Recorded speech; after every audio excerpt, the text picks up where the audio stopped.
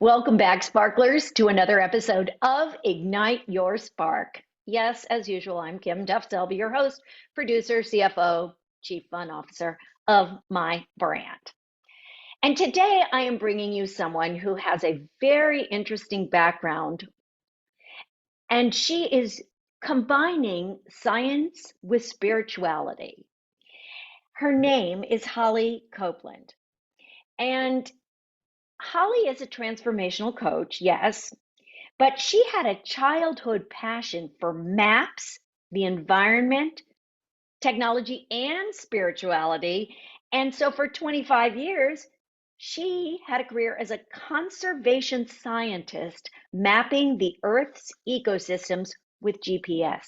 Truly fascinating. And what made her switch is that she was heartbroken by the state of the planet and had a personal health crisis. And so she set out on a new path of healing and transformation. So she founded Heart Mind Alchemy, and we'll get into that a little bit. And she uses the ancient wisdom with the modern science and harnesses modern technology and neuroscience to empower her clients on their path to being their best selves. What she says is that she guides people out of the muddy waters of the thinking mind to live in flow, joyfully and effortlessly from their own inner compass. And it just sounds divine. So thank you, Holly, for joining me here today. Oh, thank you, Kim, so much for inviting me on, and hello to all the listeners out there. I'm delighted I to be was here. I'm so happy. I was really intrigued by your bio. And I think because you have done one thing and shifted to another.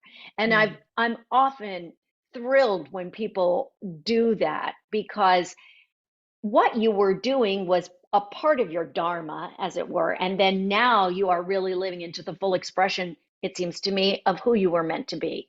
Yeah, thank you. And Thank you. and that is what you help others do too. It is. That's exactly right. Let's start with, well, whatever you want to start with in terms of how you did the transition, Yeah. or we can go right into the heart alchemy, what you do now. But if you want to share a little bit about how you really made that transition, I think that would be interesting. Sure, I would love to talk about that because I think actually a lot of people relate to having, being in a place where they feel, something's really not working in their lives. And for me, I was just really heartbroken, as you said, by the state of the planet. And I mean, I had by all respects a dream job, working for the Nature Conservancy. And I was working with wonderful colleagues, but there was a despair that had kind of settled in my heart that I couldn't kind of crack that nut. And I realized that I was like fundamentally unhappy, even though by all accounts externally, like I should be happy. I have a Mm. beautiful little home in the mountains with two, healthy children and, a pretty good marriage. And, it's like I felt like I'd check all the boxes, but something's wrong, something's off. And I couldn't step away from this fact that I just felt so terrible by what humanity was doing to the environment. And like I felt like a firefighter trying to run around, put out fires, but there would never be an end to the fires. And Mm. so how am I supposed to be happy? And I had this sense that it was, that this joy is there for us to claim if we're willing, but we have to claim it for ourselves. Nobody will give it to us. Yeah, yeah. Mm, yeah. Well, I mean, it's so true that the state of the planet is really devastating right now. So I can imagine how, as a sensitive soul, obviously, that would really weigh upon you. And Mm. you decided then to do something that you felt could make a bigger difference by working with people. Is that how it I went? did. I did. I ultimately, realized that, but the sort of to connect the dots a little bit and build the bridge, the what I ended up doing was going within. And I started by just geeking out on understanding the brain. This is the neuroscience part. So like I've got this busy thinking mind that kind of won't stop. and I sense that I want to get more into my heart, but I don't know how. And I don't really know what it means to go in. It just feels like I'm kind of caught in this loop of thinking all the time. And so I started to do some meditation practices and did a course in something called subtle energy meditation, and started to sit, for 30 minutes in an hour. And I also started to use tools and technology like this incredible headband called the Muse that allows you to hear your brain waves while you're meditating. Wow. Yeah, and then what it does is if your brain is busy in the beta brainwave state, you get a lot of rain, and then as you quiet your mind and the brain quiets, the sound, the feedback quiets. So I Mm. actually, for the first time, could get feedback on what a quiet mind sounds like. Oh my gosh, we all need that. I have no idea. I try, but my mind, they say you have 70 to 90,000 thoughts a day. I think I have 700,000 thoughts a Yeah. day. Right. And the mind sort of feels like a black box, doesn't it? Like, how am I Yeah. supposed to get there? And I had tried meditation, honestly, but I'd been a spiritual person. I'd read a lot of the spiritual books throughout my life, but I'd never really been able to make meditation stick. And I finally resigned myself to like, well, my walks and runs in the morning are my meditation because I just don't understand how sitting here is going to help. And this little tool, the Muse, really, um, like I said, it kind of was that on the black box, kind of taking it apart and understanding what it means that, when we're thinking in that thinking state, we're in a beta brainwave state, and we can actually, what we want to do is get into an alpha and then a theta state. And so this tool is tracking that. So it's giving you feedback as you get into more of an alpha and a theta state. I- Amazing, right? I've never heard of it, and I've Yeah. heard of a lot of things. That's really incredible. Are Yeah. you listening to music while you do it? Are you just sitting in silence? Did you get guided? Did you have a teacher? How did you Yeah. do that?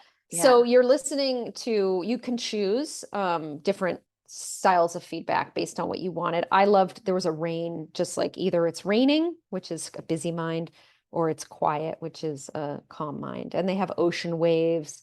And I think they may even have some music now, but so you can choose. And then, so that was one piece. And then I did start working with a teacher um, in the several months later, and that put me on the way I met my teachers was that they were using this same tool, the Muse, and we were all on Facebook, and we were communicating about it and about this tool, and they were using it to map brain waves so that you could see your brain waves on a graph. And since I'm a scientist, I just thought this was so cool, like, oh Yeah. my gosh, I can see my own brain while I'm meditating. And so we started having conversations about it. And then they told me they were teaching a course in meditation, and they both had been doing meditation for 40, 50 years. So I was like, yeah, I want to sign up for that course. Yeah. And then I started, to be honest, Kim, it was like, then I fell down the rabbit hole of like what deep meditation really means and what awakening really means. And um, all of that. Yeah, Yeah, all and of then that. you decided that you studied it and all of that, and then you decided to help other people Right. do the same. It's interesting because, I do my own version of meditation, but I really feel like it's the rare person who can sort of accomplish this on their own. I completely agree. I think teaching it, I mean, I think having a teacher and learning from a teacher is so crucial. And I Yeah. had heard a podcaster say that at one point many years ago, and he just said, if I have one advice for you, it's get a teacher. And I, that's my experience, and I really do agree. It's Well, very supportive. there are so many teachers out there, and Yeah, there's so many things. Like I could be taught every single day. I love learning. I love learning, but there's also the financial aspect of it, right. and you just have to pick and choose what Yeah, teacher is best for you. Also talk, because I read that you use tuning forks and other yeah. perhaps instruments. Talk a little bit about that. In my almost 100 podcasts, I haven't had anybody talk about tuning forks and the vibration of that and how that assists and why and what. Maybe you could tell us a little bit about that. Yeah, I would love to tell you and your listeners about that. Once we get a quiet, we can kind of start to get a quiet mind. The next piece of this is this embodied piece. And I discovered this teacher, Eileen McCusick, who pioneered a method called biofield tuning. And the biofield is the scientific word for the aura. Mm, So there's actually scientific literature now about the biofield, and researchers like Beverly Rubrick studying at UCLA, what we, formerly called the aura, but it's the energetic field around the body. And that energetic field around the body, it turns out, and Akashic Records readers would know this, that it contains the vibration of experiences we've had in our life. So if we had a trauma when we were 5 years old, or our birth trauma, it actually is stored as a vibration in our field. mm. And what's happening is that our body is listening all the time to the field and responding. So a pain or a disease we have in our body actually has a vibrational footprint outside the body in the field. And what Eileen discovered was that tuning forks in the field can tell the body, can actually tune the body, just like an out of tune string can get tuned up to a tuned in string. If I Hmm. bring a tuning fork into your field, I can tune that out of vibration part, the trauma, where the trauma was lodged, and your body will start to listen and it will start to release that Oh, stored trauma. It's like wow. super phenomenal and amazing. Do you do it virtually now? I do. Yeah. So Yeah. I work with people all over the world, and as a scientist, trained in conventional sciences, it seems hard to believe, but I don't have to believe it. I just do it and it works. So I don't understand the quantum field myself.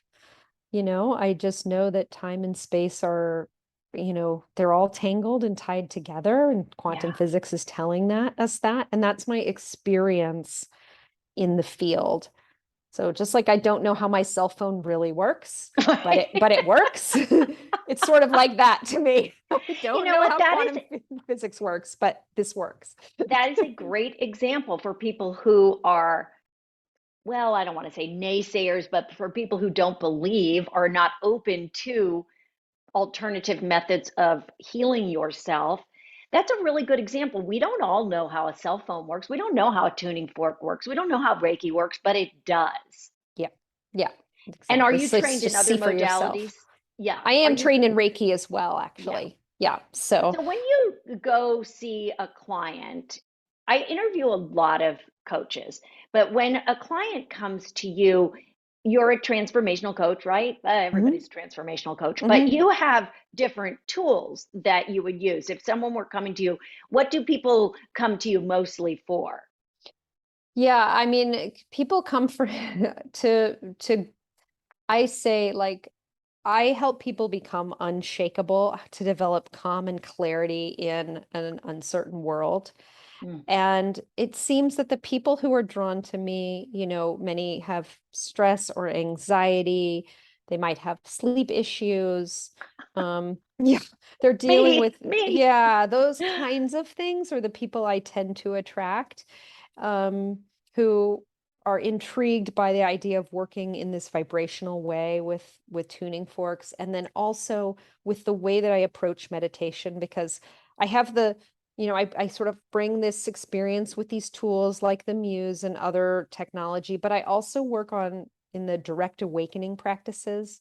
So I help people um, discover for themselves the ground of their being, Mm, this true knowing that you are, that while everything else is going on in the outside world, coming back to this open, transparent, and place where you're actually always okay all the time. mm, And to learn to source that and really start to trust it. And it's something that, I mean, in 15 minutes, I can guide people into a discovery of their own being that, at the hitting you at the right time can transform your whole life, when you see that actually you're not your thoughts, you're not your feelings, but you're actually the awareness aware of all of this. And that awareness is still. So everything is moving, but you, awareness, in this moment are actually still. You don't actually go anywhere. Mm. And yeah, so I help people see that for themselves. Yeah, that's a hard concept to grasp. I am a constant, as we all are, work in progress. Yeah. And I have a challenging time, as I think most people do, sitting still.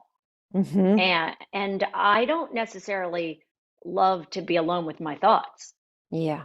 and that is, are you helping people be okay with their thoughts or transition to a space where they're not thinking? I am at neither actually. Okay, Um, yeah, tell me more because yeah, yeah. So I'm helping people see that to go beyond thinking. So you said that's a hard concept to grasp. And the reason it is you're exactly right, is that we don't actually find this knowing in thinking. It right. isn't a concept. It's actually a beingness, Oh, like, yeah. and but we can actually, I mean, a lot of the ancient traditions in Advaita and the Tibetan traditions, which is the one I've studied the Mhm. most, the traditions of Mahamudra and Dzogchen, are all about how do we work with the mind so we can actually transcend thinking to to come into this beingness that we are. Because if you can learn to live from beingness, then your thinking mind, it's just not important anymore. Mm. And when you stop giving your thinking mind so much significance and importance, and you turn away from that back to this beingness, it it actually starts to resolve all on its own. So the Mm. reason your thinking mind is going so crazy is Yeah. because you keep investing in it.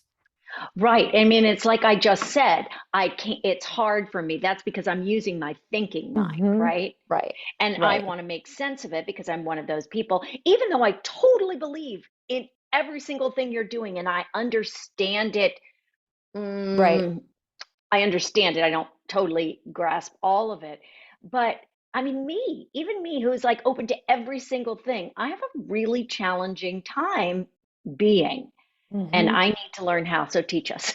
So, like, can we just do something for even like 5 minutes, three I would minutes? love that. I would Okay. love that. Awesome. Yes. Okay. So just notice, we'll just like notice, let's go to hearing. So you can close your eyes if you're driving, don't close your eyes, but for everybody else, close your eyes and just be aware of sounds that are coming to your ears. So you could hear the sound of my voice and you just know sound. And now ask yourself, can I effortlessly be aware of sound? That sounds are arriving to your ears, but it actually isn't requiring any effort to happen. You are just aware of sounds as they come to your ears.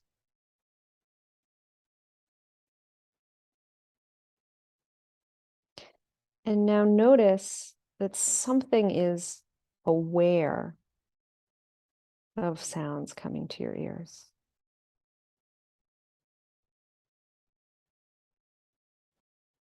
And this awareness isn't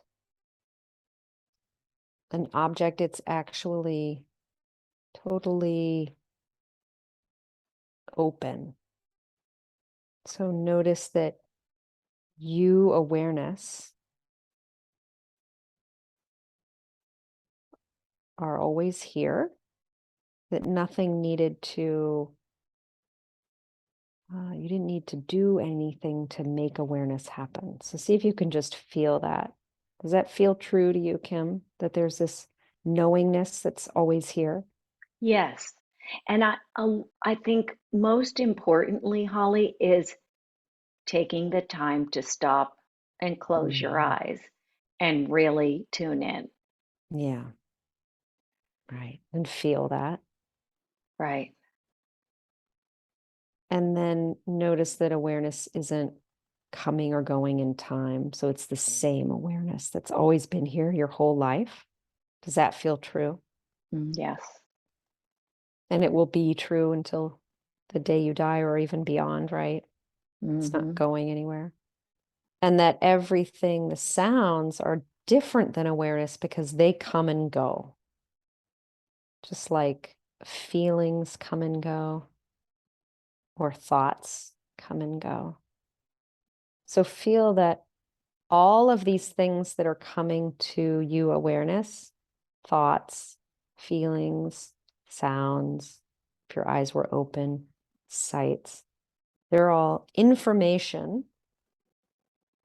They're really just one thing that is known in awareness. So see if this feels true. That there's one thing awareness that everything is just arising to. Does that feel true? Mm-hmm. Yes. And does awareness have any opinions about any of what's arriving in awareness? No. No, right? It's totally agnostic to anything that's arising. And like, who is that awareness? Uh, uh, Us, me. You, right? Yeah. Yeah. Yeah. So you awareness, actually, I mean, another way of saying to you actually accept everything that's arriving in your as information. You're not actually fighting anything that's happening because you awareness are just accepting. The fight only comes because we say no. The mind arises and says, no, I don't like that. But before that, before there's this screen of awareness that is the true you, right? Mm-hmm. Does that feel true? Yes. Yes. So Mm. it means that the ground of our being is essentially already whole and complete, just as we are. In this way, we can start to see that we don't actually need to read another book or do a self-improvement project, that you, awareness, are already whole. Mm-hmm. Wow. And that's where we start. Mm. Well, I feel very calm right now, which is unlike me. Is it because we constantly, our mind wants to take control and we Yeah, want, well, as we as humans beings just want, we don't like to be out of control. exactly.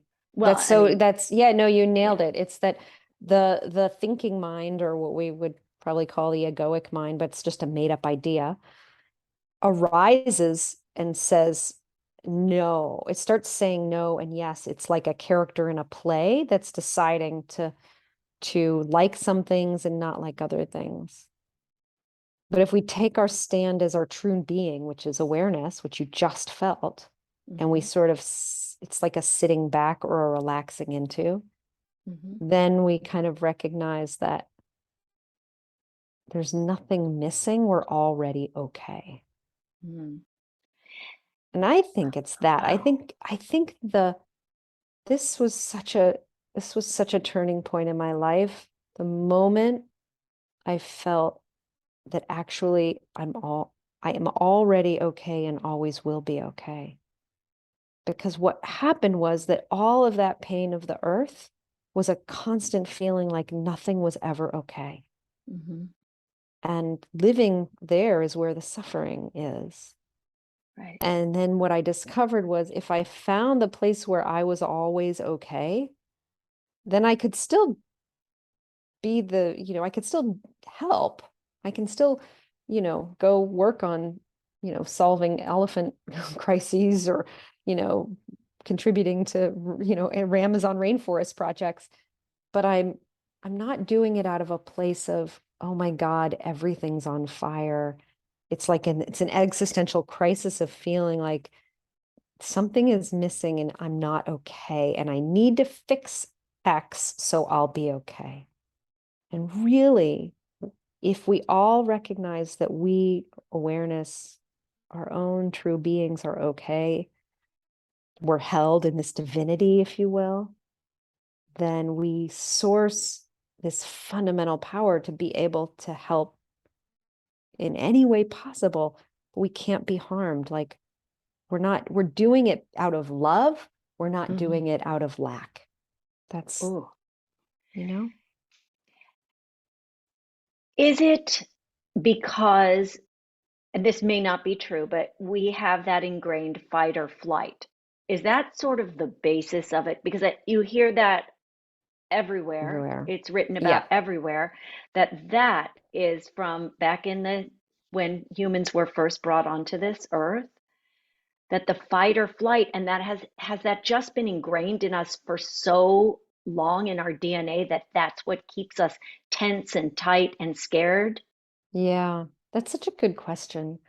I do think that it is a part of what's happening, that there's this reality of the biological being that has this mechanism to keep us safe, right? Yeah, That's actually what yeah, it's there for, is to keep right, us physically safe and make sure that we know to run if there's a tiger in the forest. Like we're supposed to right. know that. And yet now we've turned that into, I miss the traffic light is, I'm and so now therefore that seems like the crisis. Um, Right. but I do think that, so like that's part of the reality of being in a physical body, that Mm-hmm. we have to deal with that. But I think that to kind of blame it on that is missing the point, because the way to save ourselves isn't to, I mean, it helps. There's no question that if we're out of balance in our nervous system, Mm-hmm. meditation and these vibrational tools, especially like the ones I use with tuning forks, and there's some new amazing tools on the market. I was just helping a friend with a device called the Apollo, which is a wristband that Mm-hmm. was created by a PhD psychiatrist at University of Pennsylvania, called the Apollo. And it's like a little hug for your body, and you wear it and it produces a vibration all day long that Oh, they tested on PTSD patients and found incredible benefits from. ooh, So those are like real practical things that can help people right now to like start to work with vibration in order to help your physical body that basically feels very unsafe by being in the world. And so I'm like a huge believer in not just believer, but practitioner of using these tools to help people right now. You know, you I think Albert Einstein said the future of medicine is the medicine of frequencies. mm, One of our yeah, greatest thinkers of our time, he right. said, future medicine is a medicine of frequencies. Like, why don't we all know that? I don't know. That's not taught. That's left out of the books. Completely. And so this but actually vibrational healing is totally, and wellness is totally on the rise now, and people are Yeah. recognizing the power of vibration and sound. So, all this to say that I think using those vibrational tools to help people with real problems like stress and anxiety and PTSD are, yes, let's do all those things. And if we can source what we just went through in this little exercise together and recognize that actually it's like a recognition that the fundamental nature of your being is whole, Mm, um, kind of like chops the the problem off, it kind of cuts the thinking mind, and um really allows for this deeper knowing to just flower, yeah, to flourish and to blossom and flow. grow. Yeah, Exactly. So I like in my work, I'm like bringing both. I'm saying, yeah. here are the vibrational tools to help your body right now. And let's release trauma and let's help you day to day.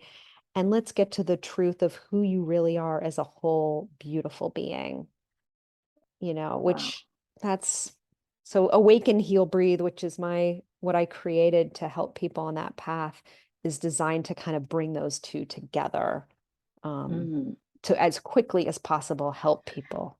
Well, because that's what we all want. We want a quick fix, right? Yeah. Everybody wants to feel well soon as possible. Absolutely. I get Tomorrow, it. Right. yesterday, I want to Yesterday, feel better. 100%. And And by the yet, way, I want to feel better even if, the world is on fire, which we right. can't wait for the world to be better so that we can be okay. That's the other real message. Well, that's what you learned. That's a big one. And I think that with everything that's going on with the floods, well, I don't know floods right now, but hurricanes, certainly fires, mudslides, whatever it is, people do have that fear and Yeah. that sense of, again, loss of control. And is the world going to be okay? There are those, of course, who do not believe in global warming. And obviously, there are those who do. And we have to take care of ourselves, is what I'm getting. We have Yeah. to find our inner self because how are we going to help anybody else, honestly, if we don't help ourselves? Exactly. That's exactly right. Like we have to find our inner stability first, be that for ourselves, and then we will find and resource the capacity to be with all the people and world we care about. And Hmm. that became my mission. Like I realized, oh, actually the best way for me to help the planet is help the people who live on the planet. Yeah. It's just not the animals that are the problem, it's the people that are Oh, suffering. absolutely. Yeah. Do people, how many times do people usually work with you before they feel at least a sense of release or relief? Yeah, I mean, I find that people like in the biofield tuning work, um, I recommend at least 3 sessions. And I find that, yeah, definitely after, I mean, sometimes honestly, after one session, people find relief there, and then they continue to work with me because they find more and more.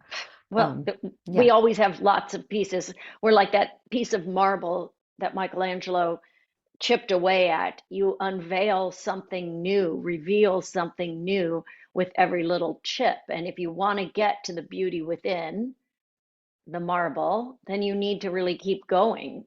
yes. Yes, exactly. It's like an onion, or I love that, a marble, the chipping away. And so, but yeah, I mean, absolutely people feel better after one session of the biofield tuning. I also do a really amazing breath work technique called breath of Mm. love that I Mm. learned from my teacher, Julia Mick. And I bring that in because the power of breath to heal is just phenomenal. Um, and so I marry all three. Yeah. I was just asking for a friend. Yeah. Of Yes. course, being perfect as I am, not that I would need any assistance. I really do. I have, we are going to have to round up here, but I have been in like a yoga class with sound healing, and someone has done some tuning Mhm. forks and uh, what's it called? Where you Like the sound they bath. well, yeah, that too, but where someone will speak, it's like light music or light Oh. singing, Hmm. or I don't know, Hmm. I can't remember what it's called, but it was pretty incredible. But that was in a group setting, and I think I need some tuning in Yeah. on my own. Yeah, there is no question that the private sessions where I work just in a specific, field Yeah. of one person, it's very powerful. And that, those general sessions are healing and therapeutic, there's no doubt, but we can actually get very personal with, any specific traumas that happened and work to heal them. Yeah, Mhm. it's powerful. Holly, thank you so much for your time today. And thank you for guiding us on that little tiny step into awareness of ourselves, that we are aware. Awareness is us. I really feel like that was very powerful in such a short amount of time. And I thank you for giving that gift to all of us to help us ignite our sparks. You're so, so welcome. And again, I'm just delighted to be here and share these Oh, tools. I want so much for everyone to discover their own wholeness and well-being, and so that we can all help humanity wake up together and discover the true joy and, love and reclaim that, which is our birthright. It's what we are all Mm, here for. Yeah. beautiful. Yeah. Holly, where can people find you? My website's heartmindalchemy.com, and I've got, links to, I'm actually teaching a course in vibrational alchemy. Ooh, Starting in October with another friend, Amy Green. And in this course, you actually get shipped 3 tuning forks and an essential oil. And we teach you like a daily routine to bring these vibrational tools into your life. So that's wow. actually coming up in a couple weeks. If people are interested, they can find it out about it on courses in my website. Yeah. Okay. I will put that link in the show notes, of course, for Yeah. everyone to find. And wow, thank you. Thank you. Thank you. Thank you, Holly. And to all of my listeners, thank you so much for tuning in. I do hope that you experienced a little bit more awareness, maybe even some clarity and some cleansing through that lovely meditation that Holly led us through, so that you may continue to go on and, you know what I'm going to say, ignite your spark. Shine on, friends.